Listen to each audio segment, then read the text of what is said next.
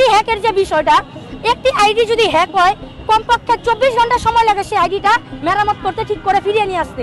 উনি ঠিক 1 ঘন্টা 1.5 ঘন্টা পর উনি আবার স্ট্যাটাস দিচ্ছে যে আমার আইডিটা হ্যাক হয়ে গেছে, কিন্তু সেই ঘটনার জন্য উনি না কোনো ক্ষমা চাইছে, না তার কোনো ডিটেলস বা ব্যাখ্যা উনি প্রদান করেছেন।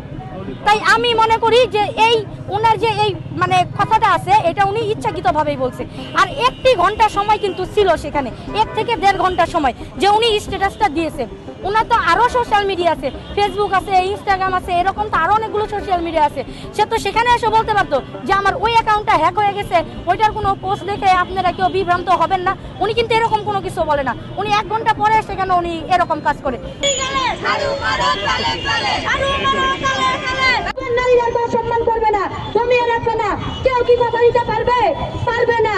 তাই আমি সকলকে বলবো, এদেরকে কোনো ক্ষমার দৃষ্টিতে দেখবেন না। আগামী নির্বাচনে 12 তারিখ আপনারা তাদেরকে ভোটের মাধ্যমে শাস্তি দিবেন, কাউকে ক্ষমার দৃষ্টিতে আপনারা দেখবেন না।